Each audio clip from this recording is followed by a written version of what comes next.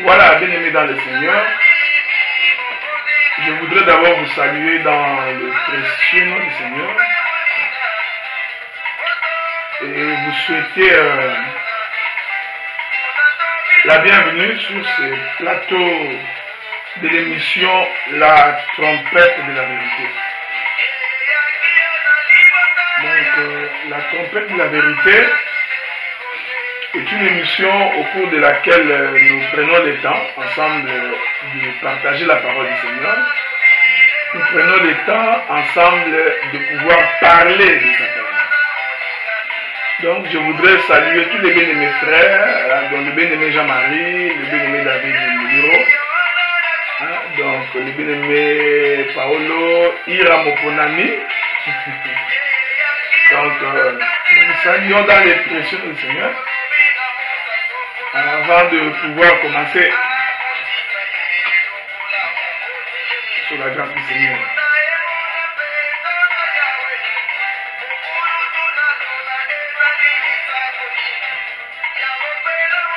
Donc nous allons patienter 2-3 minutes, le temps que Shalom bien-aimé Pipin, le temps que tous les bien-aimés puissent nous rejoindre, et je crois que nous allons devoir commencer sur la grâce du Seigneur. Donc dans 2-3 minutes, ok?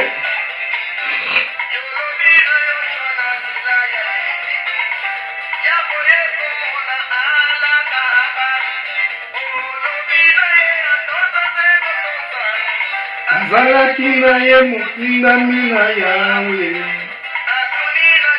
Yola inani ye Olobi na ye momemi na lisiko. Vous voyez, bien aimé, pour annoncer les choses de Dieu, nous sommes tout à fait calmes, tout à fait à l'aise. Nous ne courons donc pas, parce que ensemble nous allons partager des très bonnes choses dans la présence du Seigneur. Bon, maintenant, je crois que nous pouvons devoir commencer avec votre permission. Donc je disais donc, nous vous saluons dans le précieux nom du Seigneur. Nous sommes ravis que vous soyez des nôtres aujourd'hui, que vous soyez connectés pour nous suivre en direct sur Facebook et sur YouTube par la même occasion. Et c'est votre émission que j'ai intitulée La Trompette de la Vérité. C'est-à-dire, c'est une émission qui existe il y a bien 6 ou 7 ans passés, à l'époque quand nous avions encore la radio de l'Évangile éternel. Donc, nous pensons que si le Seigneur nous prête vie, nous allons relancer cette radio, parce que nous avons compris que ça a été une bénédiction pour beaucoup, et je crois également que c'est la radio de l'Évangile éternel qui a fait en sorte que les messages que nous portons soient connus de plusieurs personnes, que les messages que nous portons soient connus de par le monde.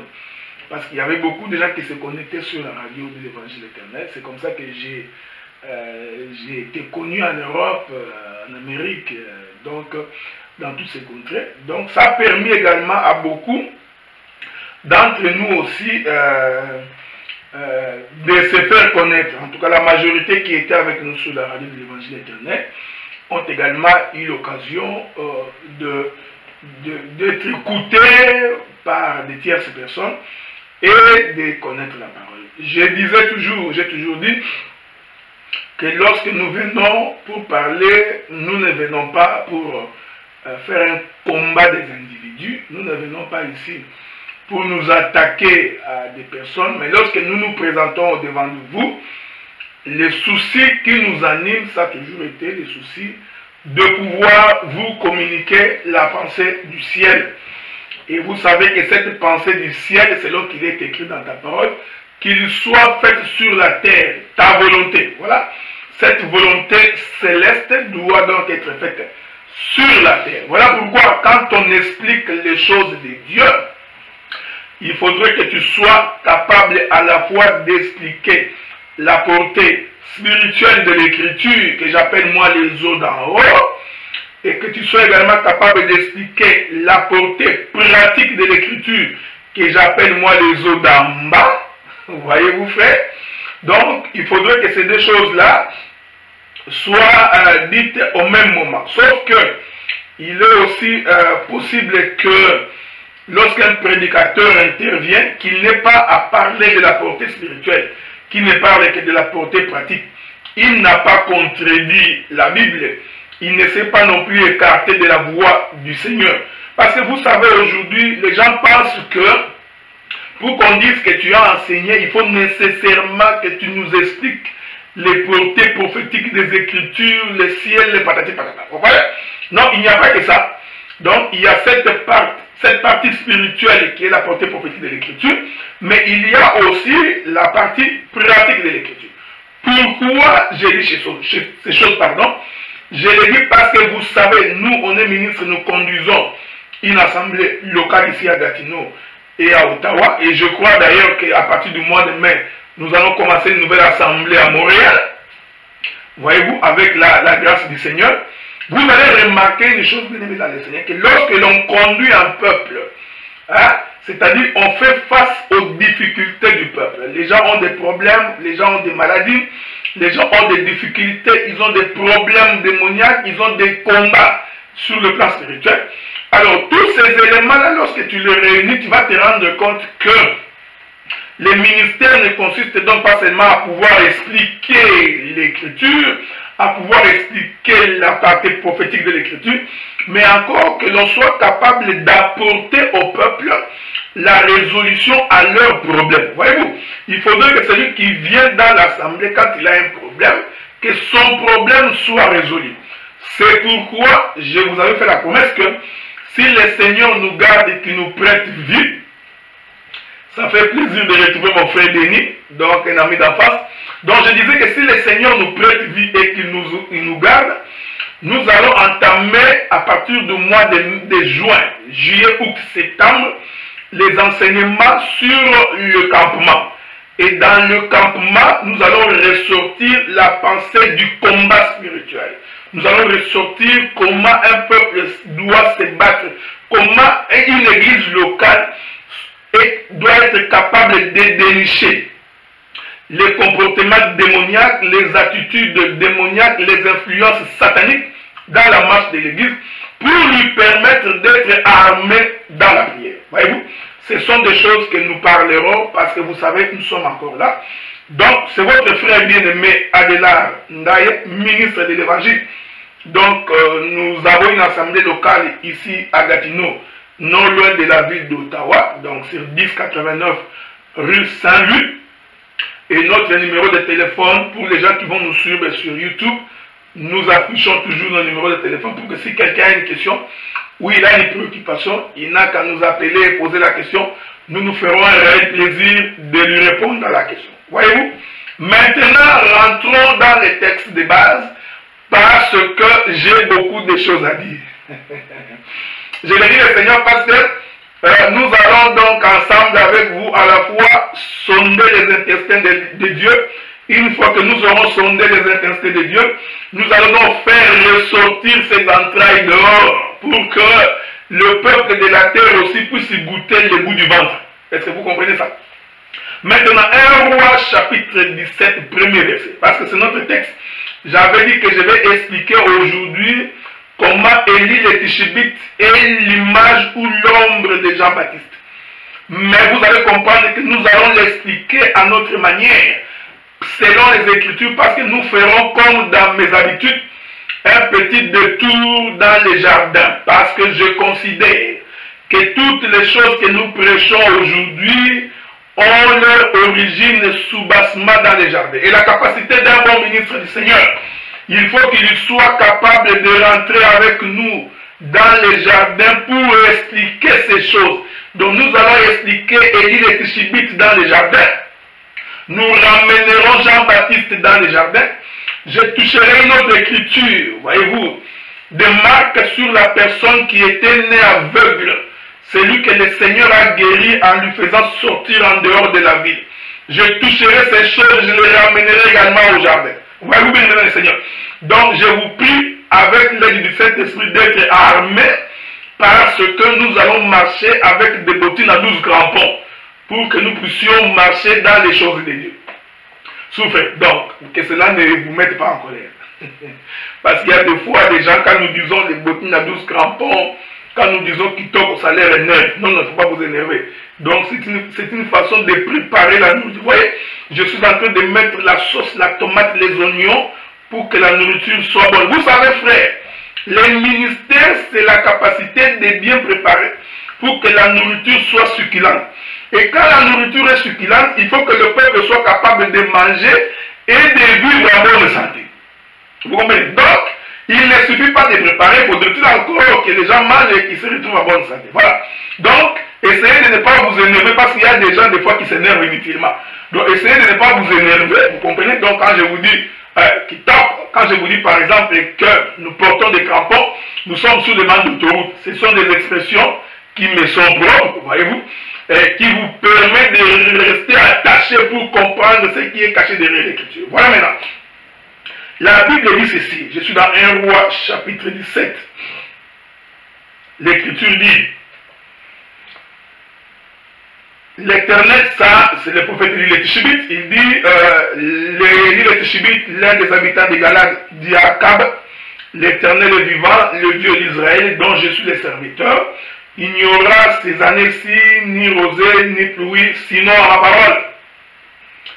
Et la parole de l'Éternel le fit adresser à Élie en ces mots, pars d'ici, dirige-toi vers l'Orient, cache-toi près du torrent de Kérit qui est en face du Jourdain. Tu boiras de l'eau du torrent, j'ai ordonné au corbeau de te nourrir là. Il y partit et fit selon la parole de l'Éternel, et il alla s'établir près du torrent de Kérit qui est en face du Jourdain. Souffrez que je puisse continuer la lecture. Les corbeaux lui apportaient du pain et de la viande le matin, le pain et de la viande le soir. Il buvait de l'eau du torrent. Le Seigneur est dans toutes ces choses, nous allons les expliquer au moment opportun. Okay?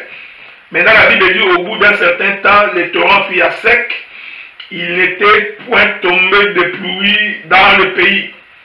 Alors, qu'est-ce qui est arrivé? Ainsi, la parole de l'Éternel lui fit adresser en ces mots, lève-toi, va à Sarepta, qui appartient à Sidon, demeure là. Voici, j'y ai ordonné une femme veuve de te nourrir. Je vais finir par le verset 10.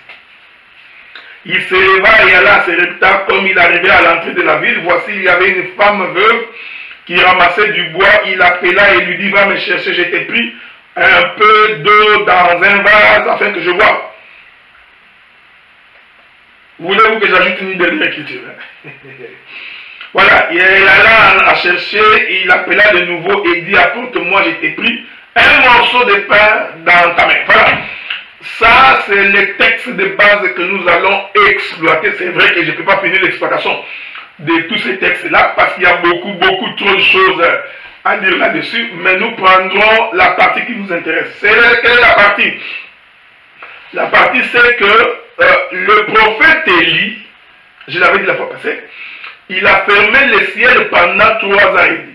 C'est-à-dire, pendant 3 ans et demi, il n'y a pas eu de pluie en Israël. En d'autres termes, pendant 3 ans et demi, donc Israël a connu ce qu'on appelle une sécheresse. Suivez-moi attentivement. Parce que vous comprenez que l'absence de la pluie rend donc une terre déserte et elle rend la terre infertile. Donc la terre ne peut pas produire, ne peut rien donner. Or, vous allez comprendre que le prophète Élie, quand il ferme les ciels, il ferme donc les ciels pour la maison d'Israël. Donc, la maison d'Israël devient donc un désert. Vous comprenez? La maison d'Israël devient une terre qui n'a pas de sémence. Une terre qui n'a pas reçu la pluie. J'ai expliqué la fois passée que la pluie, c'est la parole. C'est-à-dire, en d'autres termes, le prophète Élie, il empêchait Israël de recevoir le Messie, de recevoir la vie. Souffrez bien, parce que je parlerai de beaucoup de choses. Or, quand vous lisez la prophétie de Daniel, sur les 70 semaines de Daniel, vous allez remarquer que l'Éternel Dieu dit qu'il a établi 70 semaines sur la maison d'Israël, sur le peuple d'Israël. Sauf que l'Écriture nous dit qu'à la 69e semaine, le roi va être retranché. Suivez-moi bien.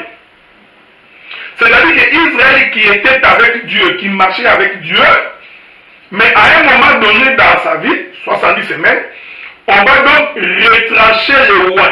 C'est-à-dire, le roi en Israël, c'est le roi. C'est-à-dire, quand on dit retrancher le roi, cela veut dire en d'autres termes, on empêche à Israël d'avoir un roi sur sa tête. Or, vous allez comprendre que le roi en Israël, il était le représentant de Dieu. En d'autres termes, le roi, c'était Dieu en Israël. Souvenez-vous que lorsque les enfants d'Israël ont demandé à Samuel de leur donner un roi parce qu'ils avaient observé tout autour d'eux que tout le pays de la contrée, tout le peuple du voisinage avait des rois. Ils sont donc allés voir Samuel pour dire à Samuel, nous voulons également un roi comme tous les autres pays. Maintenant, quand Samuel est allé consulter l'Éternel, l'Éternel lui a dit, tu diras aux enfants d'Israël que le roi aura le pouvoir de vie et de mort sur eux. Vous comprenez? On ne peut avoir le pouvoir de vie et de mort sur quelqu'un, c'est seulement le Seigneur. Je ne sais pas si je peux vous trouver cette écriture-là. Vous comprenez? Si je vais vous la trouver, je vais vous la donner. Est-ce que vous comprenez? Donc, quand on retire le roi en Israël, en d'autres termes, on est en train de leur priver la présence de Dieu. On est en train de leur priver la pluie. Maintenant, quand le bien-aimé, le prophète Élie le Tishibite est en train de fermer le ciel, pendant 3 ans et demi, en réalité, il est en train de priver la maison d'Israël d'un roi. Parce que je vous avais démontré que la pluie, c'est l'éternel Dieu, la pluie, c'est la parole de Dieu. Donc, c'est Dieu même. Au commencement était la parole était avec Dieu, et la parole était Dieu. En un, dans la parole, voyez-vous, il y avait la vie et la lumière du monde. Donc, nous comprenons que la parole, c'est la vie. Or, celui qui est l'auteur de la vie, c'est Dieu. Remarquez une chose, je suis en train de chercher cette écriture-là. Vous avez compris ça? Donc, en d'autres termes, la Bible voulait nous faire comprendre que le prophète Élie le Tishibite, quand il ferme les ciels, il est en fait en réalité d'empêcher la maison d'Israël de connaître Dieu. Vous permettrez que je change de langage. Cette portion, cette pensée de fermer les ciels pour Israël veut dire en d'autres termes, il est venu chez les siens, mais les siens ne l'ont pas reçu. Vous comprenez? Donc en d'autres termes, ils ont rejeté Dieu. Je vais revenir sur ce que j'ai dit la fois passée. Je vous avais dit la fois passée que lorsque la maison d'Israël est allée consulter Moïse, ils ont dit à Moïse, Moïse, nous sommes fatigués de t'écouter. Nous ne voulons plus t'écouter. Ce que nous voulons maintenant, que Dieu descende lui-même pour nous parler. Est-ce que vous remarquez ce que j'ai dit là?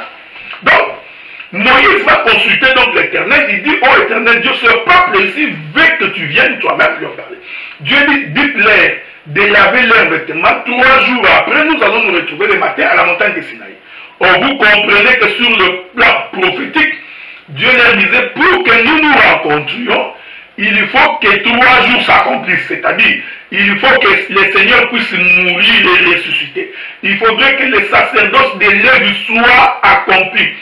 Que Lévi exerce son ministère avant que nous nous rencontrions. C'est pourquoi Dieu leur avait dit, dites-leur de laver leurs vêtements. Vous comprenez? Or, les vêtements, ce sont les bonnes œuvres. Or, personne ne peut produire les bonnes œuvres s'il n'a pas cru à l'évangile, s'il n'a pas écouté la bonne nouvelle. Or, pour écouter la bonne nouvelle, le bien-aimé Paul vient le soutenir. Paul dit ceci, si Christ n'était pas mort et ressuscité, donc notre prédication se révèle. Donc quand nous prêchons la bonne nouvelle, quand nous annonçons la bonne nouvelle, c'est en ce moment-là que cette bonne nouvelle produit les bonnes œuvres. Vous comprenez? Donc les vêtements nettoyés, ce sont les bonnes œuvres de saints. Or, pour avoir les bonnes œuvres de saints, il faut préalablement que celui qui produit en nous les bonnes œuvres ait accompli l'œuvre de la croix. C'est pourquoi Dieu avait dit à Moïse, de dire aux enfants d'Israël, lavez vos vêtements 3 jours après, nous allons nous rencontrer à la montagne. Donc c'était un langage prophétique de Dieu. Pour dire que pour que nous nous rencontrions, cela n'est possible que lorsque le Fils de l'homme, c'est-à-dire lorsque Jésus serait mort et ressuscité. Laissez-moi appeler un autre témoin des Écritures. Ok? Laissez-moi appeler un autre témoin des Écritures. La Bible dit qu'un jour, les Grecs souffrez que je vous trouve cette écriture-là. Souffrez, ok? Laissez-moi vous trouver cette écriture-là avec votre permission, bien entendu. J'espère que je vais la trouver cette écriture-là. La Bible dit ceci. La Bible dit ceci. Qu'un jour, certaines personnes se sont présentées devant le Seigneur Jésus-Christ. Ils ont dit qu'ils voulaient voir le Seigneur. Souffrez que je trouve cette écriture-là. Laissez-moi. Si le Seigneur peut le permettre. La Bible dit ceci. Un jour, les gens sont venus parce qu'ils voulaient rencontrer le Seigneur. Ils sont allés dire aux disciples de Jésus, allez dire à Jésus que nous voulons le voir. Écoutez ce que la Bible dit. Les gens sont allés pour aller dire à Jésus, Jésus, il y a des gens qui veulent te voir. Maintenant, Jésus leur répond. Je suis en train de courir parce que j'ai beaucoup de choses à dire. Maintenant, Jésus leur répond, il dit, dites-les, pendant qu'on dit que Jésus leur dit, maintenant Jésus leur dit, au lieu de répondre à la question ou à la demande qui lui a été faite, Jésus dit, si un grain de blé qui tombe à terre, le grain de blé qui tombe à terre, ne meurt, il reste seul. Mais s'il meurt, il produit beaucoup de fruits. Vous voyez? Mais les gens étaient venus pour lui demander d'aller voir ces gens, que ces gens-là voulaient le voir. Je suis en train de chercher l'écriture. Je crois que c'était des Grecs. Hein? Donc, si quelqu'un met toute cette écriture-là qui me l'envoie, ça va nous permettre d'avancer plus vite. Donc, ces gens-là voulaient voir le Seigneur. Mais Jésus, au lieu d'aller voir ces gens, il prend une parabole. Il dit, si un grain de blé qui tombe à terre ne meurt, il reste seul. Mais s'il meurt, il produit beaucoup. Or, quand le Seigneur parle du grain de blé qui tombe à terre, le Seigneur parlait de lui-même. Vous comprenez? Parce qu'il faut comprendre que les grains du blé, c'est cela qui produit le pain. Parce qu'on récupère les grains de blé, il faut le moudre, donc les grains moulus. Maintenant, nous avons les grains moulus qu'on mélange avec de l'eau pour faire la pâte. J'adore ça. Voyez-vous, frère, que je suis en train de voir Adam. Donc, on prend les grains, il faut moudre les grains, ils deviennent poussière. Ensuite, pour faire la pâte, vous mélangez avec un liquide. Vous voyez, ça vous permet de faire la pâte. Une fois que la pâte est faite, il faut faire passer la pâte dans le four, c'est-à-dire au feu, pour que les gens aient de la nourriture à manger. Voilà. Le Seigneur dit aux disciples, il est un baptême de feu par lequel je dois passer que vous ne pouvez pas passer. Donc il leur disait que je suis le pain qu'on doit mettre au four, qu'on doit briller. Vous comprenez? Pour que vous trouviez de la nourriture. Donc pour que Jésus rencontre ces gens-là, il fallait premièrement qu'ils puissent mourir. C'est un mouvement prophétique. Donc Jésus leur disait, la rencontre entre moi, Dieu et le peuple, cela n'est possible que par la mort et par la résurrection. Or, la mort et la résurrection, en réalité, c'est le travail de Lévi. Parce que c'est Lévi qui fait le travail de l'expiation du péché.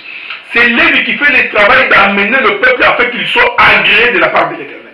Est-ce que vous me comprenez ce que je dis? Je rentre là-bas pour que vous compreniez. Donc, quand Élie ferme le ciel, donc vous comprenez que Dieu soit loué. On m'a dit que c'est Jean chapitre 12, verset 24. Bon, vous allez souffrir que nous puissions lire cette écriture-là. Jean chapitre 12, verset 24. Que Dieu te bénisse, ma soeur.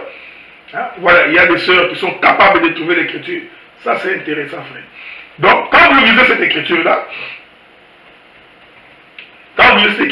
vous allez voir que les gens étaient venus pour voir le Seigneur. Maintenant, quand ils sont arrivés, ils disent, Jésus, nous voulons te voir. Jésus, au lieu d'aller voir ces gens-là, il procède par une parole. Ok? Bon. Souffrez. Je sais que le texte est long, mais je prends cette partie-là seulement. Hein? Donc, on est dans le chapitre 12, verset 24. Mais vous pouvez remonter plus haut pour lire tous les textes. L'Écriture dit, en vérité, je vous le dis, si le grain de blé qui est tombé à terre ne meurt, il reste seul. Mais s'il meurt, il porte beaucoup de fruits. Vous comprenez? Donc, vous pouvez, si vous voulez, remonter tous les chapitres, comme à tous les chapitres 12. Il y a beaucoup de choses qui arrivent là-bas et que le Seigneur explique par rapport à cette mort-là. Donc, le Seigneur expliquait que pour que nous nous rencontrions, il faut premièrement que les grains de blé puissent tomber à terre, mourir et produire beaucoup. Donc, quand Israël fait la demande à Dieu, par Moïse, que nous voulons voir Dieu, en fait, Israël demandait à Moïse d'aller dire à Dieu que nous voulons les rencontrer. De la même manière que ces gens ici aussi sont allés pour demander aux disciples de demander à Jésus qui veut le voir. Maintenant, quand le Seigneur est allé, et Moïse est allé voir Dieu pour lui dire que le peuple veut te rencontrer, le Seigneur leur dit, en fait vous comprenez que ce que Dieu avait dit, c'est la parabole que Jésus avait répétée ici. Dieu leur dit, Moïse dit à ce peuple de nettoyer leurs vêtements. Le troisième jour, 3 jours après, nous nous rencontrerons à la montagne.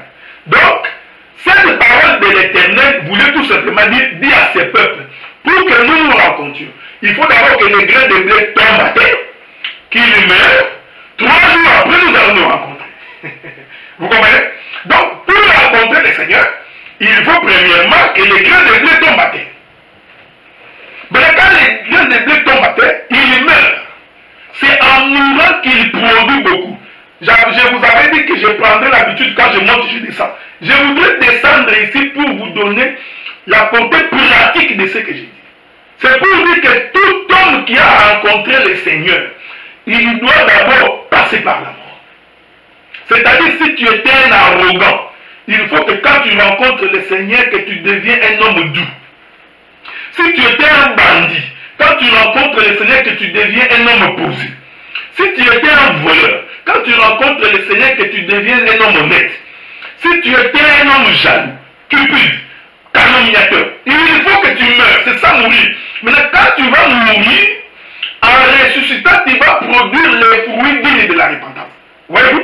Donc, la rencontre avec le Seigneur passe par la mort. J'ai tellement des éléments à ajouter ici, mais je n'ai pas le temps d'en parler. Donc, quand Dieu leur dit, dites-leur de nettoyer leurs vêtements que nous allons nous rencontrer après 3 jours, le Seigneur annonçait la mort du Seigneur, Jésus-Christ. Vous voyez? C'est pourquoi, quand le Seigneur a voulu se mettre en marche, je vous avais dit d'abord parce que nous avons entendu le rugissement de la pluie. Il y a eu des tonnerres, des tremblements de terre et des éclairs. Je vous avais dit que ces gestes-là, c'est le mouvement de la pluie. C'est-à-dire, ce sont des choses qui annoncent que la pluie est en train d'arriver. Et je vous ai expliqué que les tonnerres, c'est le rugissement du lion. Quand le lion rugit, le peuple est dans l'épouvante. C'est comme dans la forêt, quand le lion est en train de rugir, tous les animaux sont calmes. Parce que le lion est en colère. Donc nous comprenons que les tonnerres, les éclairs, et les tremblements de terre qui s'est passé sur la montagne de Sinaï, c'était les lions qui rugissaient. Mais là, quand les lions ont rugi, le peuple a eu peur. Le peuple dit, non, non, non. Ah, c'est ici maintenant que vous allez voir qu'en réalité, quand tu regardes entre les lignes, et il venait de fermer les ciels. Ça, j'adore. Vous comprenez? Maintenant, quand le peuple vient dire, non, non, Moïse, nous ne voulons plus l'écouter. Ah, cette demande du peuple veut dire, Élie a fermé le ciel. Donc Moïse va rentrer, il dit, le peuple ne veut pas t'écouter. Ah, donc le peuple a refusé de recevoir la pluie. Il est venu chez les siens ne l'ayant pas reçu. Est-ce que vous comprenez? Donc, ces petits bouts de laisse, c'est là où j'ai toujours dit, frère, il faut que Dieu te fasse grâce pour que tu arrives ici, là où nous arrivons. Vous savez, nous avons des frères qui sont découragés. Tu vois, les choses de Dieu, c'est pas un problème de courage. C'est pas parce que tu crois que tu parles et tu cries, que tu crois que tu peux expliquer les choses de Dieu. Frère, pour que tu vois les choses telles que je les vois ici, si tu n'es pas un homme converti, je ne crois pas que tu peux voir ça. C'est pourquoi nous avons des prédicateurs qui prêchent dans la chaîne. Ils ne prêchent par habitude, parce qu'il a écouté beaucoup de gens. Vous comprenez? Donc ce sont des choses qui ne sont pas inspirées de Dieu. Parce qu'il n'a pas la vie de la prière. Il n'est lui-même pas la Bible. Vous comprenez? Mais il y a des gens qui prêchent par expérience. C'est pourquoi vous avez remarqué, les prédications par expérience vous donnent juste la connaissance des choses, mais ça ne produit pas la vie de sainteté dans l'homme. Ça ne produit pas la vie de conversion dans l'homme. La Bible dit qu'il met la main à la charrue et regarde en arrière. Il n'est pas digne du royaume. Donc l'enfant de Dieu, c'est un homme converti. En toutes choses. Vous comprenez ce que nous disons à faire? J'ai dit ceci, parce que je vous avais dit que souffrez parce que nous allons nous envoler. Donc, ce petit mouvement, quand le peuple refuse que la pluie tombe, en d'autres termes, ce petit mouvement-là, quand Dieu agrée, il dit, ok, puisqu'ils ne veulent pas de moi, voilà. En d'autres termes, le roi est retranché. Bon, vous allez voir. Parce que vous savez, je vais expliquer ça en double portion. Il y en a d'autres qui disent que le roi a été retranché sur la croix quand il est mort. Ce qui est vrai. Je dis Amen. Mais je t'informe aussi que déjà quand il est entré dans le monde, il a déjà été retranché. Tu vas voir ça. Voilà, c'est là où j'ai toujours dit aux gens les différentes couleurs de la tunique de Joseph. Vous comprenez? Il y en a d'autres qui voient les retraits du roi sur la croix. Il y en a d'autres qui voient les retraits du roi par le simple fait qu'Israël l'a rejeté. Vous comprenez? Le simple fait qu'Israël rejette la pluie. Il dit, je refuse de recevoir la pluie. Je refuse que Dieu vienne me visiter. En réalité, ils avaient déjà rejeté le roi. Il est venu chez les siens, mais les siens l'ont rejeté. Est-ce que vous voulez que j'appelle aussi Joseph? Est-ce que vous comprenez? Écoutez, frère. La Bible dit que les frères de Joseph étaient en train de paître les troupeaux de leur père. J'ai dit que les frères de Joseph qui étaient en train de paître les troupeaux de leur père, c'est la maison d'Israël. Maintenant, le père, il décide d'envoyer son fils. Vous voyez? Le fils, c'est la pluie. J'allais expliquer ces choses. Pendant que le père envoie le fils arrive chez les siens, chez leur propre frère. Le frère de Joseph le rejette. Donc ils ont rejeté le roi. Le roi est retranché. Est-ce que vous voyez? Ils l'ont donc rejeté. En d'autres termes, en rejetant Joseph, ils ont fermé les ciels. Voilà pourquoi Israël et toute la maison de Jacob a connu la faim. Parce que celui qui devait apporter la pluie dans la maison de Jacob, qui devait apporter la pluie entre ses frères, c'était Joseph. Maintenant, eux, en rejetant Joseph, en vendant Joseph, les frères de Joseph sont devenus une terre déserte. Ils sont devenus une maison desséchée. Est-ce que vous me comprenez ce que je dis là? Donc, quand Élie ferme les ciels pour que Israël devienne une terre déserte, je l'explique dans le mouvement de Joseph. C'est ici que j'explique Dieu parle tantôt d'une manière, tantôt d'une autre. Remarquez, vous savez, je peux marcher comme ça toute la Bible. Hein. J'ai beaucoup d'éléments. Bon. Ah, qu'il est bon, c'est Dieu là. Remarquez, frère, remarquez cette chose. Remarquez. Il y a des églises. Ils ont donc refusé de recevoir les saints. Donc, je suis en train d'expliquer que le temps où le frère de Joseph rejette Joseph, souffrait. J'appelle une autre écriture. Vous savez, la Bible dit qu'Israël était au combat et les trois frères de David étaient au combat. J'explique toujours les ciels fermés, la pluie qui ne tombe pas. Pendant qu'ils étaient au combat, le papa Isaïe, parce que vous allez comprendre que Isaïe ici, c'est Jacob. Il appelle David, il dit David, viens. dit que les ciels fermés, la bouche ne tombe pas. Tu vois, c'est pourquoi j'ai toujours dit que nous, quand nous prêchons l'évangile, tu auras des difficultés pour nous suivre parce que nous ne répétons pas quelqu'un. Mais nous avons des prédications. Quand tu écoutes, tu sais, il a répété les prophètes Kiak. Celui-là, il a répété les prophètes Jean-Willy Banza. Il le répète mot à mot. Celui-là, il a répété tel. Celui-là a répété Dr. Guy Roger Bassa. Donc, non, les ministres, il faut que quand tu enseignes, que nous sentions la spécificité de ce à quoi Dieu t'a appelé. Vous comprenez? L'humilité possède la gloire. Regardez. Isaïe appelle David. Il dit, David, je vais t'envoyer chez tes frères. De la même manière que Jacob avait appelé Joseph, et il a envoyé Joseph vers ses frères. Là, je ne parle même pas des vêtements multicolores de Joseph. Ça, je n'en parle même pas. Je ne parle même pas d'où est-ce que Jacob est allé prendre Joseph pour l'envoyer. Ça, je peux expliquer beaucoup de choses. Maintenant, Isaïe, le papa de David, pour ceux qui ne le savent pas, Isaïe, c'est le père de David. Il dit, David, va voir tes frères. Regardez, frères. Quand David arrive, il arrive auprès de ses frères. Qu'est-ce que ses frères ont dit? Nous, pas quand il a commencé à poser la question, qu'est-ce qui se passe ici? Qu'est-ce qui se passe? Vous voyez? Il est venu chez les siens. Il dit, nous te connaissons toi.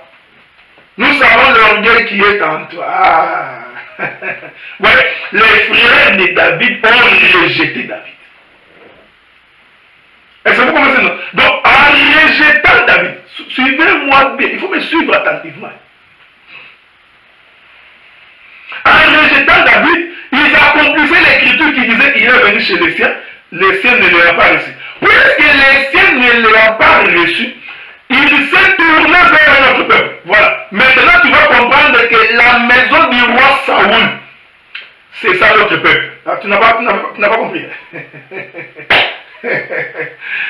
La maison, parce que quand ces frères l'ont rejeté, c'est comme ça que le bien-aimé David est allé chez le roi.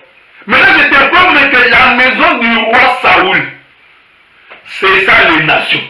C'est ça l'église. Tu sais pourquoi? Tu sais pourquoi? Parce que regardez comment Saoul a été choisi. Tu n'as pas vu, hein? Quand Israël réclame Saoul, il n'a pas réclamé Saoul comme roi en Israël. Ils ont réclamé Saoul selon le modèle des nations. Ils ont dit, nous allons observer toutes les nations de la terre. Et nous voulons que nous puissions avoir un roi comme toutes les nations de la terre. Vous avez vu ça, vrai? Et Dieu a dit, Samuel, en faisant cela, ils m'ont rejeté. Ah, donc nous comprenons que la royauté de Saoul, dans cette dispensation, représente les nations. Voilà pourquoi quand David est arrivé, et que ses frères l'ont rejeté. J'ai dit que les frères qui ont rejeté David, c'est la maison d'Israël.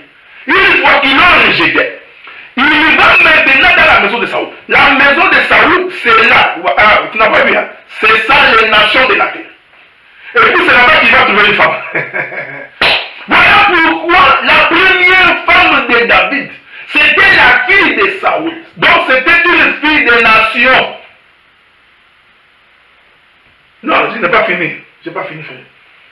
Faut pas croire que j'ai fini. On va jouer le tennis de table. Nous jouons le tennis avec les écritures. Tu vois?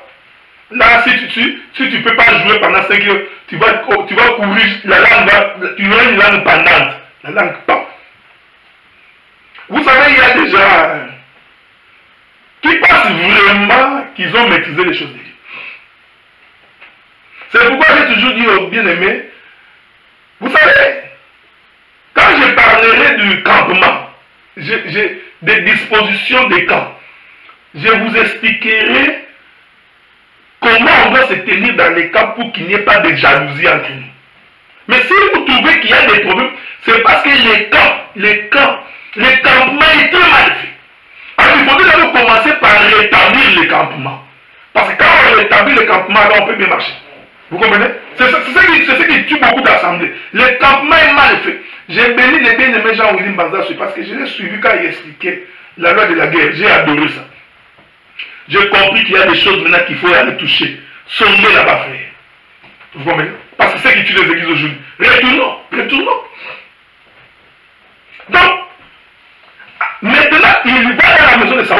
la maison de Saoul. C'est là justement l'église des nations. Parce que je vous ai démontré comment Saoul a été choisi comme roi.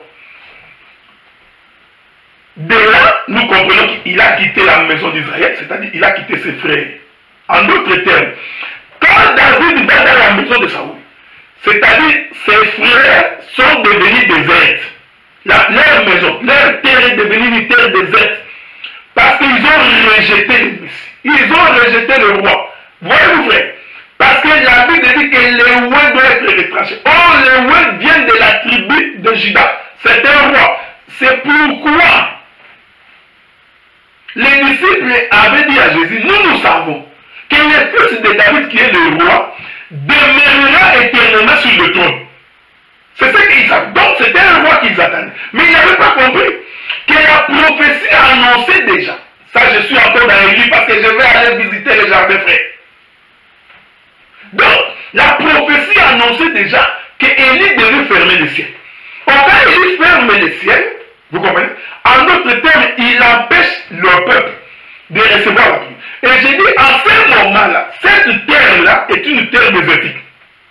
Voilà pourquoi lorsque les frères de Joseph ont vendu Joseph, il va de soi. Ils n'avaient pas compris qu'en vendant Joseph, en réalité, ils avaient fermé le ciel. Ah, ici, entre les lignes, tu peux aussi voir le prophète Élie. Voilà, j'aime ces frères, j'aime bien ces prophètes Élie, hommes de même nature que nous. Ah, hommes de même nature que nous. Il ferma le ciel. Je vous dis, frère, il a fermé le ciel pendant 3 ans et demi. Je vous avais dit l'écriture dans les livres de Jacques. Est-ce que vous voulez que nous puissions reprendre cela? Parce que vous allez voir que dans les jardins, il n'y a pas eu de pluie pendant 3 ans et demi. Ça, vous n'avez pas encore vu. Hein?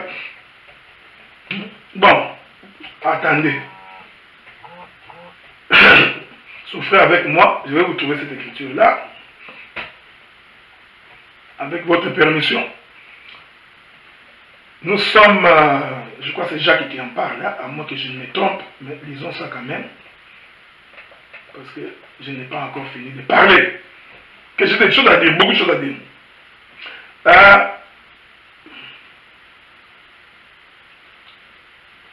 Jacques dit ceci. Jacques chapitre 5, verset 17 et verset 18. Il dit, Élie était un homme de la même nature que nous. Il pria avec instance pour qu'il n'ait plus point. Et il ne tomba point de pluie sur la terre pendant 3 ans et 6 mois. Vous savez, la semaine passée, je vous avais expliqué sur le sort des prières. Vous savez, il y a des prières, quand la Bible dit qu'il priait avec instance, j'ai beaucoup de versets. C'est-à-dire, c'est quelqu'un qui prie avec persévérance. Ce n'est pas la prière du genre, oh Dieu, je bénis ton nom, que tu bénis au nom de Jésus. Non.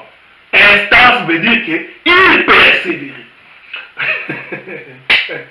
C'est pourquoi j'ai toujours dit que quand un homme de Dieu a un petit souffle, il est incapable de prier pendant 5 minutes, il se complaît alors que c'est une faiblesse. Voyez-vous?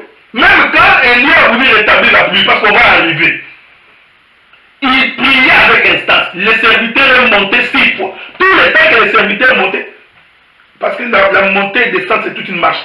Tout le temps que les serviteurs montaient et descendaient, Élie était en train de prier. Mais vous savez, pour que le feu descende du ciel, là, il a suffi d'un mois. Ça, vous savez. Hein? Mais pour que la pluie tombe, il avait les genoux par terre. Il priait avec instance. Frère, pour que la pluie tombe dans une assemblée, que cela puisse donner la vie au peuple, parce que je vais revenir quand je toucherai les jardins. Il faut que le ministre de la parole soit des hommes capables de prier avec instance. Sans quoi nous continuerons à prêcher de la philosophie qui ne donne pas la vie. Remarquez, frère, c'est pourquoi beaucoup des églises aujourd'hui, nous n'aurons ni la manifestation du Saint-Esprit, même pas un parler à langue, même sentir la présence de Dieu. Parce que j'ai dit, vous savez, il y a des enseignements erronés qui ont perdu le sens des Écritures. Oh bien-aimé, Nous ne pouvons plus invoquer la puissance du Saint-Esprit au milieu de nous parce que le Saint-Esprit est un homme, il est déjà en nous. Hein? Le Saint-Esprit est déjà en nous. À quoi ça sert que nous puissions invoquer la puissance du Saint-Esprit? Cet enseignement-là, c'est un enseignement de paresseux, des gens qui ne veulent pas voir la puissance de Dieu au milieu de nous. Je t'informe, même quand tu as le Saint-Esprit en toi, mais quand nous nous réunissons, nous devons aussi sentir cette présence physique de Dieu. Nous sentons que dans la salle, un ange nous a visités. Dieu est ici. Et le peuple sent que... Vous n'avez pas lu les Écritures, frère. Que quand les apôtres priaient, ils n'avaient pas le Saint-Esprit. Les apôtres priaient. Tu n'as pas lu dans la Bible que pendant qu'ils priaient, une puissance est envahie dans la salle. Ça, tu n'as pas vu. Tu n'as pas entendu. Je me réserve de dire ces choses-là, frère. En réalité, vous allez voir que ce sont des choses pour des gens qui n'ont dit non. Il n'y a ni manifestation de la puissance de Dieu. Nous ne sentons même pas l'onction de Dieu. Nous ne sentons pas la terre bouge. Mais vous savez quand la présence de l'ange de Dieu, parce que la présence c'est Dieu lui-même, quand cette présence physique descend dans un milieu où vous rassemblez, même le peuple peut sentir qu'il y a un vent qui souffle. Vous comprenez? Mais il y a tellement de hommes paresseux. Non, j'ai déjà... C'est comme quelqu'un qui dit, oh frère, ça sert à quoi de gêner parce que nous sommes déjà sauvés. Déjà, notre vie est cachée en Jésus dans les lieux célestes. C'est comme ça que j'étais en train d'expliquer à des frères bien-aimés hier à l'église. Je leur ai dit, quand Israël était en Égypte, Israël n'a pas combattu. L'Éternel a dit à Moïse, dites à ces peuples de rester calmes. Ils étaient où en Égypte? Moi, l'Éternel, je combattrai pour vous. En Égypte, hein, l'Éternel a combattu pour Israël. Mais quand ils sont sortis de l'Égypte pour arriver à Canaan, fini. Le peuple devait apprendre à comment se combattre. Oui, en Égypte, il n'y a pas eu de combat pour le peuple, c'est Dieu qui a combattu. Mais une fois sortis, tout au long de la marche, jusqu'à ce qu'ils sont arrivés à Canaan, c'était combat sur combat. Là, ce n'était plus Dieu qui descendait pour combattre. C'est le peuple eux-mêmes qui combattait pour leur vie. L'héritage leur a déjà été donné. Canaan leur a déjà été donné. Mais pour accéder à Canaan, il fallait que tu puisses combattre. Quand tu écoutes quelqu'un qui dit que le combat spirituel n'est pas biblique, comprenez que c'est un sorcier, il est possédé par un mauvais esprit, il ne veut pas qu'on puisse le dévoiler. Donc on fait endormir tout le monde pour que les sorciers opèrent calmement. C'est pourquoi dès que les gens se mettent en mouvement pour commencer à menacer les démons, je vais y arriver, frère, parce que j'ai beaucoup de choses. Vous savez, Dieu m'a fait grâce, j'ai commencé à voir beaucoup de choses. Beaucoup de choses. Vous comprenez? Non. Donc, Israël a combattu, même pour entrer à Canaan. Dieu dit, vous allez vous ranger en camp. C'était des camps militaires. Disait non, les campements c'était des camps militaires. 66 000 sur des corps d'armée. Les hommes qui sont à l'âge de combattre. Je n'entre pas dans les détails. Donc, les hommes de Dieu doivent être ces hommes-là capables d'entraîner le peuple pour que le peuple puisse obtenir ce qu'il fait. Et ça, il faut une vie de prière intense. Non. Aujourd'hui, on fait face à des paresseux. Quelqu'un qui prie Dieu, il met les mains dans les poches. Vous savez, frère, moi ce qui me choque, tu verras des hommes de Dieu, en pleine prière, lui laisse son téléphone. Il lit les messages. D'autres, même dès qu'il attend son téléphone sonner. Oh, Seigneur Jésus-Christ. Non, frère. Mais on est en face des comédiens. Des comédiens au père, frère. Quand tu entres dans un culte, tu fermes ton téléphone. Si vous avez des visiteurs, donnez le téléphone à un protocole, mettez à la porte, qui prennent contact. Mais nous sommes là pour servir le Seigneur. Non. C'est pourquoi ils en font des prières comme des perroquets. Tu vois, ça ne vient même pas de son cœur, il n'est même pas concentré. légèreté dans le comportement, légèreté dans la critique, légèreté dans la jalousie. C'est plus facile pour un homme. Même quand il pêche, il ne se rend même pas compte qu'il pêche. Il y a des gens qui pêchent, il est même inconscient qu'il est en train de pêcher. Vous trouvez ça correct? Bon, rentrons là où nous étions. Vous savez, je n'ai même pas parlé que j'avais des choses à dire. Bon, on va continuer. Donc, nous comprenons qu'en réalité, quand les frères de Joseph rejettent Joseph, c'est laisser les fermer. Bon, je vous avais dit que je vais ramener ces gens-là tous au jardin. Vous comprenez? Je vais les ramener. Nous les mettons dans un bus maintenant. Nous allons retourner avec tous ces gens-là au jardin. Allons-y maintenant. Lisons une écriture. Écoutez ce que nous dit la Bible. Avec votre permission. J'ai toujours adoré être là dans les jardins, ok? Le prophète Moïse dit ceci. Bon, en tout cas, il faut vraiment que je m'achète des paires de lunettes parce que je commence à avoir des difficultés pour lire. Écoutez ce que le prophète Moïse dit.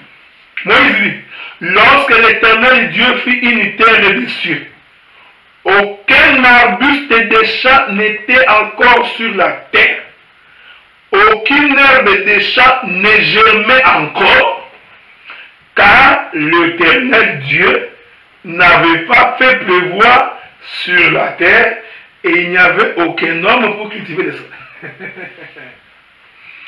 Bon, voilà, et ici, tu as vu le prophète de dire, la terre est sortie des eaux. Vous savez, frère, naturellement, une terre qui est tirée des eaux devrait être une terre mouillée.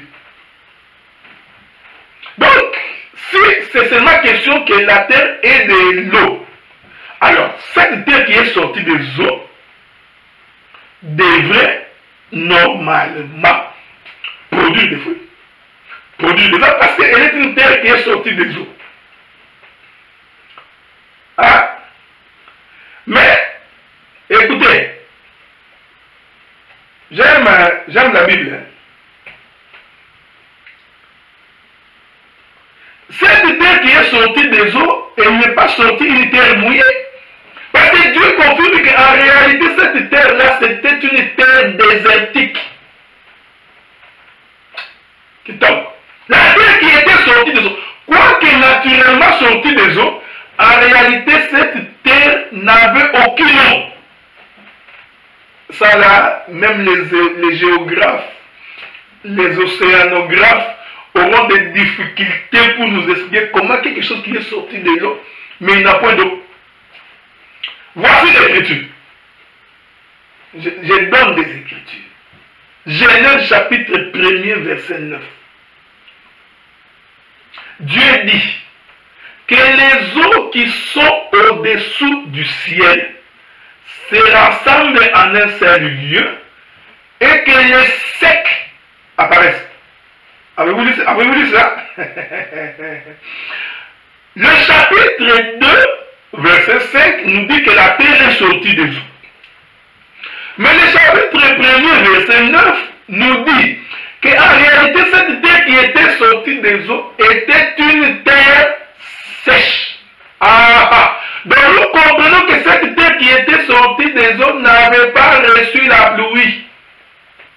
En d'autres termes, la terre qui était sortie des eaux, qu'on appelle ici le sec, c'était une terre à qui on a privé de l'eau. En d'autres termes, Élie avait fermé le ciel pour cette terre.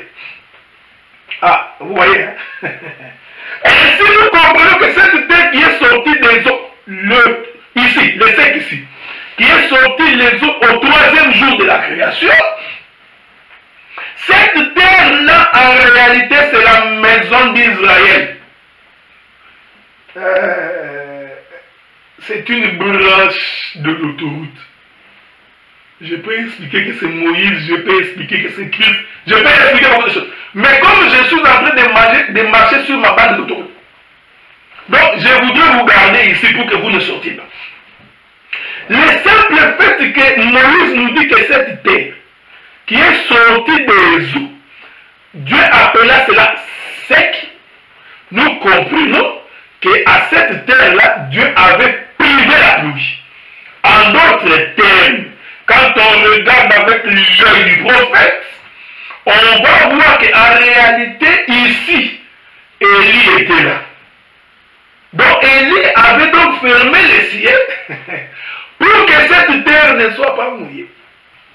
Donc nous comprenons que cette terre qui est sortie des eaux, qu'on a appelé le sec, c'est la maison d'Israël.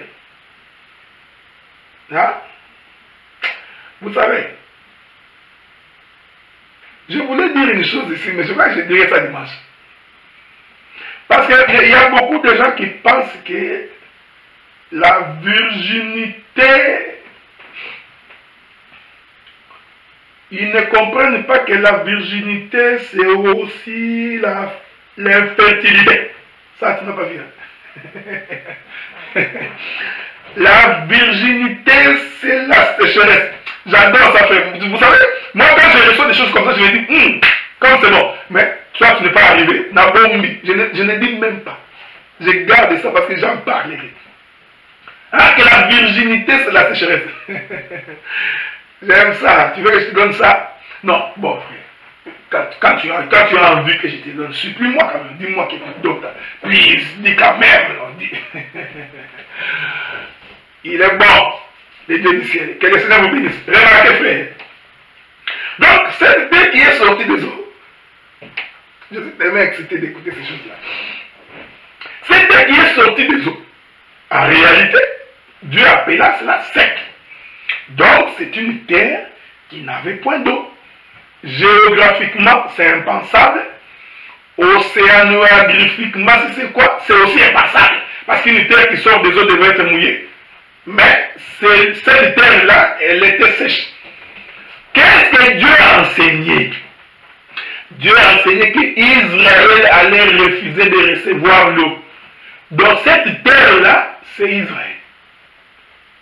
Il est venu chez les siens ne l'ont pas reçu. Voyez-vous? Suivez-moi bien.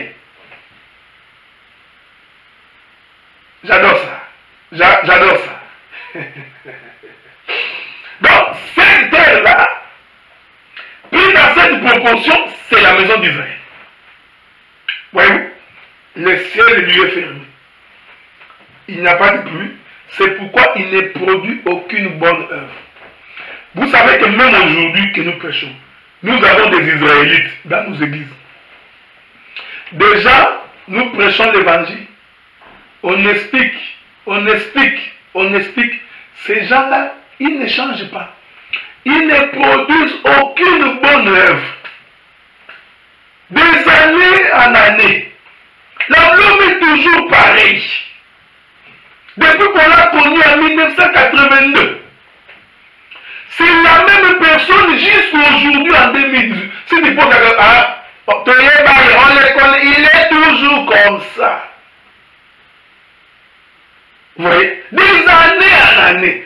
Ce sont des Israélites, ce sont des terres sèches.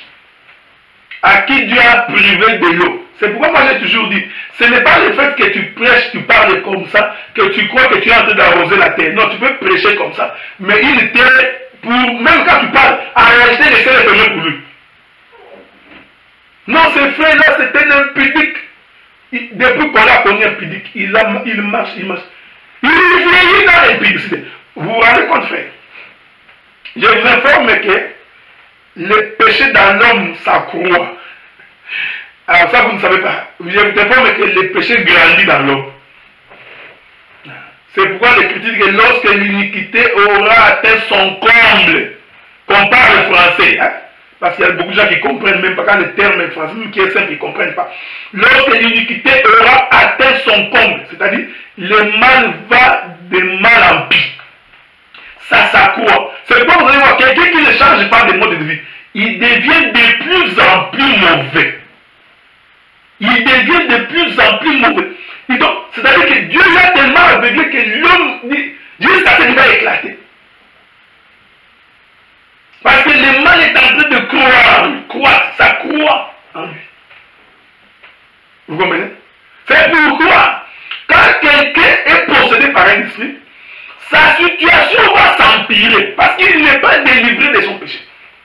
Le voleur, c'est perfection. Le menteur, c'est perfection. Ça, le menteur, il se perfectionne. Il ment. Comme il l'explique, il accroît son mensonge. Il est perfectionne. C'est un art. Donc la jalousie, il perfectionne sa jalousie, sa croix. Il y a des gens qui ne veulent pas voir les autres exceller. Lui, son temps, c'est toujours de critiquer. Non, non, ça, ce n'est pas bien. Ça, tu vois? Donc, il n'apprécie jamais. Moi, j'ai toujours dit que les gens qui n'apprécient pas, eux-mêmes n'avancent pas non plus. Souffrez, parce qu'il y a tellement de commentaires ici que je voudrais quand même commencer à les lire sur mon ordinateur, parce que je ne les vois pas très bien. Remarquez cette chose, frère. Remarquez. La Bible dit ceci. Je suis venu ici pour me permettre également de lire vos commentaires. Remarquez. La Bible dit ceci. Maintenant, la terre qui est sortie, j'explique que cette terre sèche, c'est une vierge. La virginité est une sécheresse. Là, je ne plonge pas. Je refuse de plonger parce que je peux plonger pour aller t'expliquer que Israël est vierge. Mais laissez ça à côté.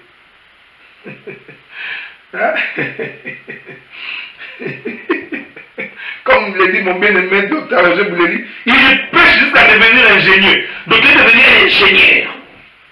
Donc frère, vous savez, moi ce sont des choses qui me révoltent. Des gens qui disent qu'ils connaissent Dieu. Mais le cœur est tellement mauvais. Tellement mauvais.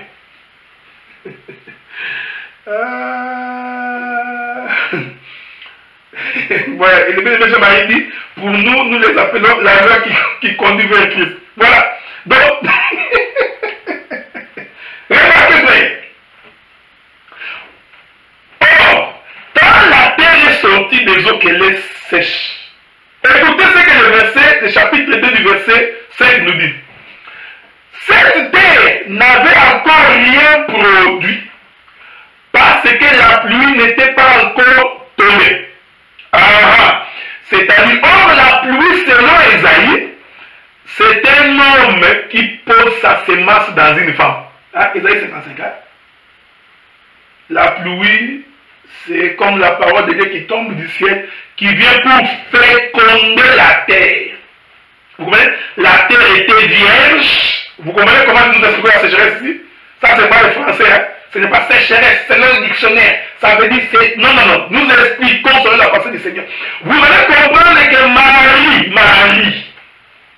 Marie, la maman de Jésus, vous allez comprendre que quand elle a dit à l'ange, comment est-ce que cela sera possible que moi qui n'ai pas connu d'homme, en d'autres termes, elle disait, comment moi qui suis une terre sèche, qui n'a jamais reçu la semence, qui n'a jamais reçu de l'eau, la pluie n'est jamais tombée sur moi. Vous comprenez la virginité? C'est ça sa sécheresse. Je ne suis pas mouillé. Comment moi, Marie, tomberai-je enceinte?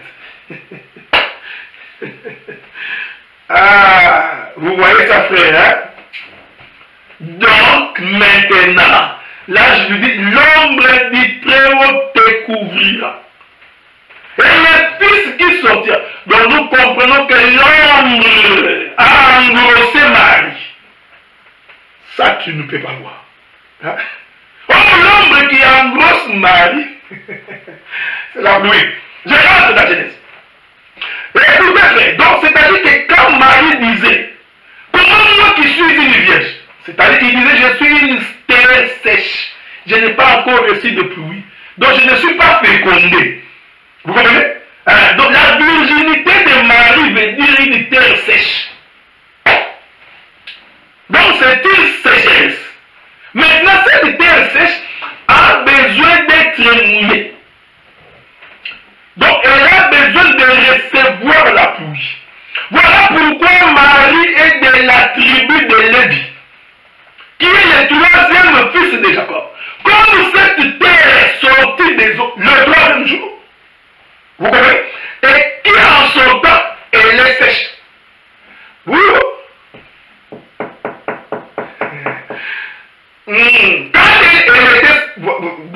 je dis ça encore, on va encore créer des conflits. Tu vois, le 4e jour, le 3e jour. Ouais, je commence à me réserver. Parce que vous vous posez la question, pourquoi cette terre que Dieu appelle sec, dans la création du 3e jour, pourquoi elle n'avait pas de l'eau? Maintenant, pour avoir de l'eau, il fallait que la pluie tombe. Et j'ai dit, bien aimé dans le Seigneur, la pluie tombe le 4e jour. Waouh, ça tu sais pas que la pluie tombe le 4e jour. Je t'informe que la pluie tombe le 4e jour. Pour que la terre produise, pour que la terre se mette en marche. L'Éternel dit à Abraham, ta postérité séjournera dans une terre étrangère. À la 4e génération, je descendrai. Ah, c'est la pluie qui tombait. Donc, c'est pourquoi le mari de Marie s'appelait Joseph. Et il était de la tribu de Juda. Avez-vous remarqué? Marie, elle est de la tribu de Lévi. C'est la terre sèche qui sort de l'eau. Mais le peuple connaissait que le père de Jésus, c'est Joseph. Or, ce Joseph-là est de la tribu de Juda. Joseph, c'était la pluie. Je rentre. Je vous avais dit que nous jouons des jeux de ping-pong. Papa, tennis de table. Tennis de table. Je n'ai pas insulté quelqu'un là, ok? Tennis de table. Pas. Remarquez ces choses. Donc, quand la terre est sortie, pas de pluie. Maintenant, il faut qu'il puisse pleuvoir. Or, j'ai dit que cette terre qui est sortie des eaux, qui était sèche, en réalité, c'est la maison d'Israël. En d'autres termes, le ciel lui a été fermé. Je ne vais pas avancer là-bas. J'avancerai là-bas, pas le lundi prochain. Je ferai ça le lundi prochain. Le lundi d'après. Je laisse ça à côté. Hein? Je laisse ça à côté parce que je vais... Non, laissez-moi dire une chose. Cette terre qui est sortie des eaux qu'on appelle les secs, c'est aussi les 3 frères de David. Vous voyez? Ce sont les 3 frères de David. Mais remarquez, il faut bien regarder. Vous n'avez pas de lunettes, je voulais mettre des lunettes. Mais regardez bien cette terre-là. Quand David arrive chez ses frères que les frères l'ont rejeté, David fait quoi? Il fait le mouvement d'aller vers la maison de Saoul. Il va dans la maison du roi. J'ai expliqué que ce mouvement d'aller vers la maison du roi, c'est le départ vers les nations.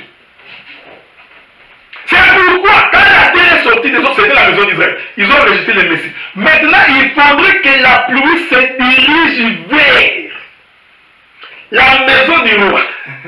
Tout comme Joseph s'est dirigé vers l'Égypte. La Bible dit qu'une vapeur s'éleva de la surface du sol. Nous comprenons que cette vapeur qui s'est élevée de la surface du sol n'est pas tombée sur toute la terre qui est sortie des eaux. Elle va choisir donc juste une portion. La portion où l'eau est en train de tomber pour que cette portion permette la formation d'Adam. C'est cette portion que j'appelle la maison de Saoul.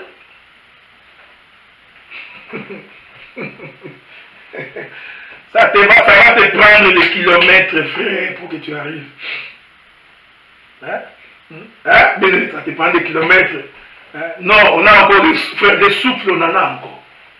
Le problème, c'est parce qu'on se réserve, on se dit, bon, est-ce que n'avançons pas jusque là, parce que nous avons encore des enfants qui sont en train de téter, de prendre des mamelles, ils auront des difficultés pour arriver. Bon, je laisse ça à côté parce que j'en toucherai dans la marche avec les prophètes Élie et Tishbite. Ajoutons une écriture pour conclure. Ça fait combien? Bon, quelque chose pour conclure. Maintenant, remarque, la Bible dit qu'Élie a fermé le ciel pendant 3 ans et demi. Il a fermé le ciel pendant 3 ans et demi. Maintenant, un jour, on posa la question à Jésus. J'aime ça. Dis-nous va venir. Trouvez-moi cette écriture-là.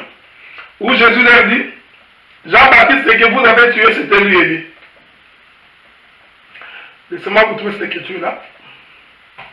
Vous comprenez que je suis en train de chercher les écritures parce que moi je n'écris pas, je prépare pas. Je n'ai pas du genre, donc ça. Je les cherche, je vais les trouver. Ah, Matthieu chapitre...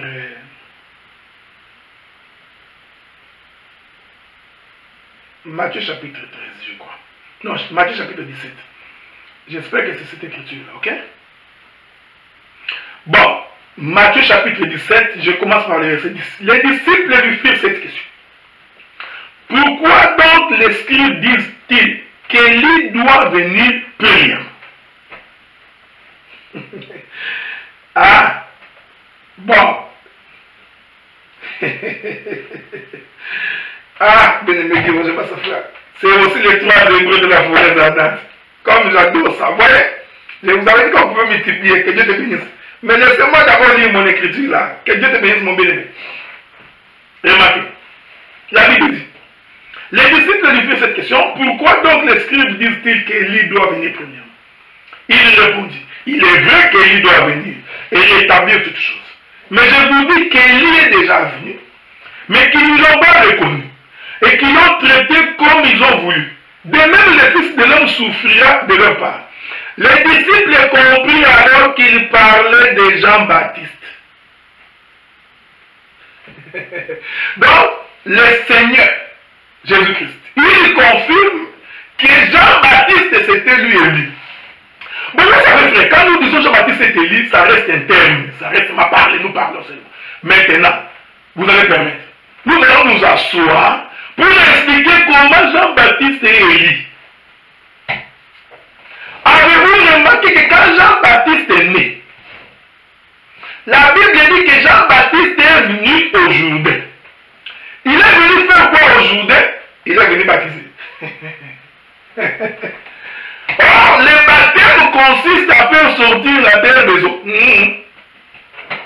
Alors doucement, tu ne vas pas échapper. Je te prends par la main, tu vas arriver à destination. Regardez.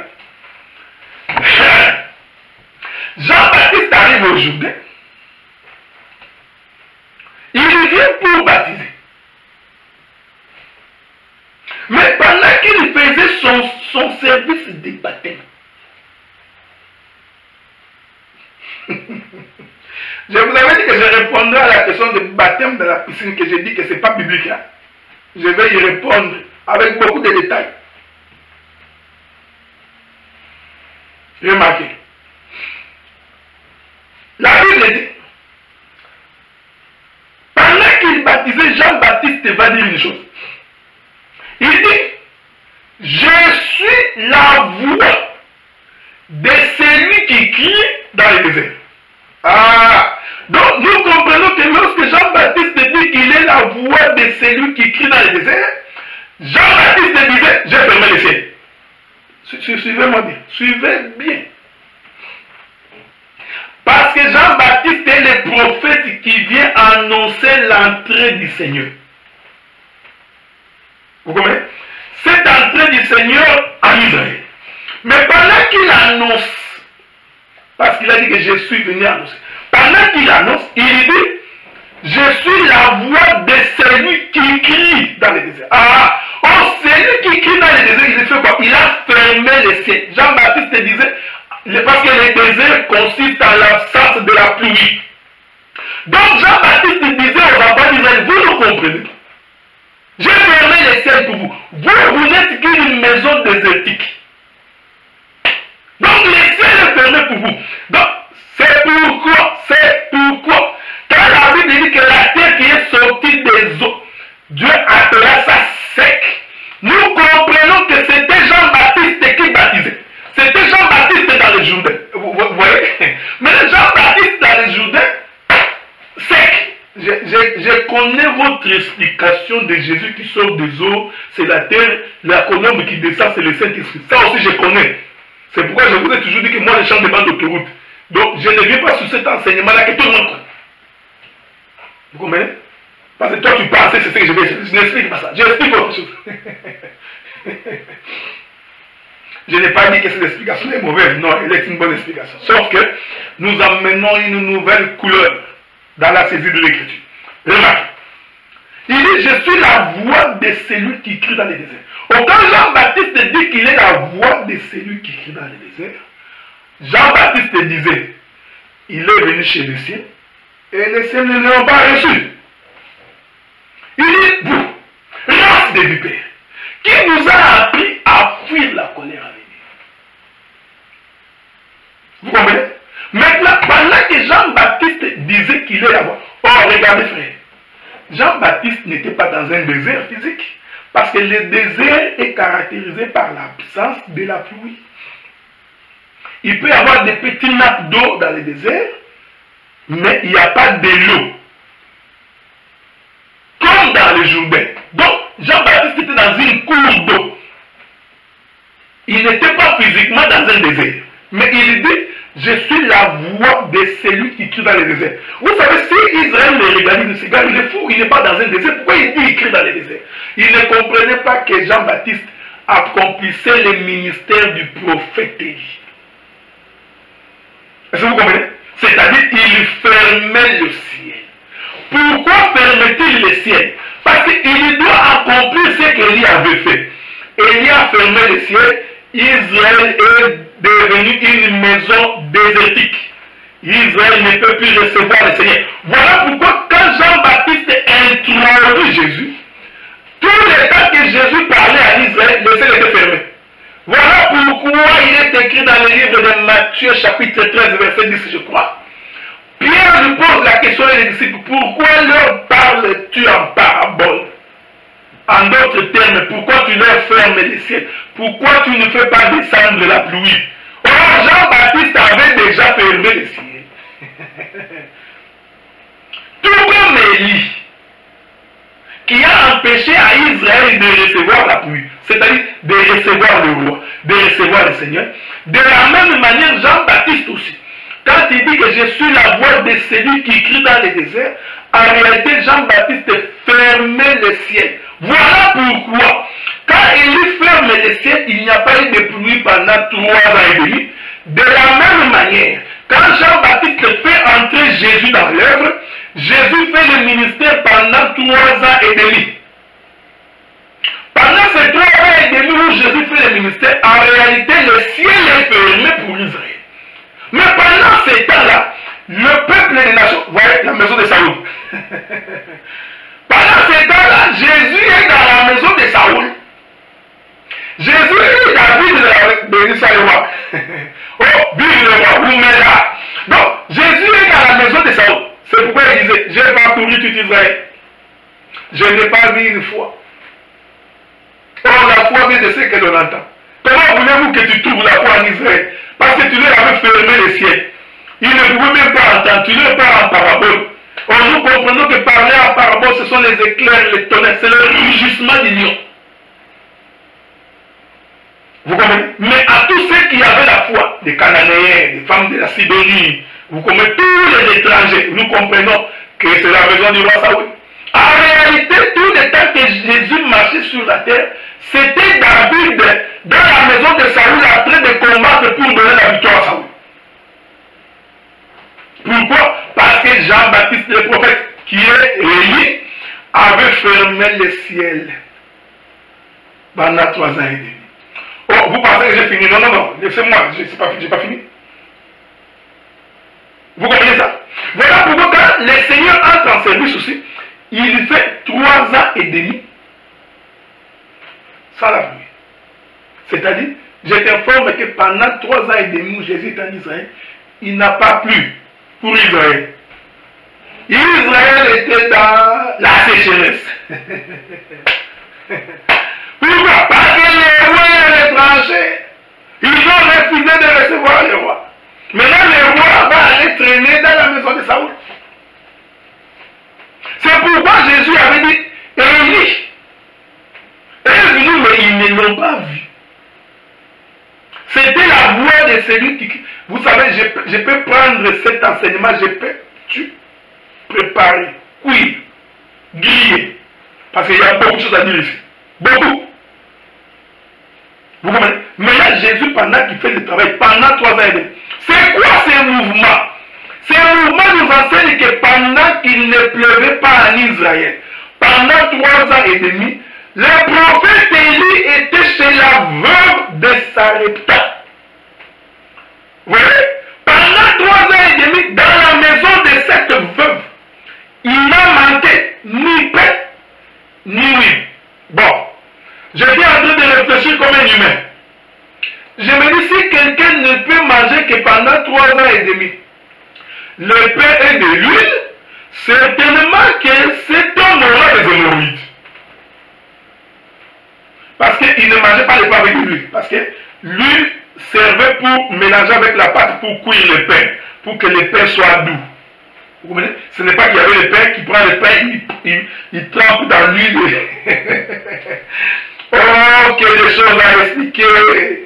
Une parole qui n'a pas l'huile. Quand le pain n'a pas l'huile, c'est un pain sec. Nous avons des prédicateurs à pain sec.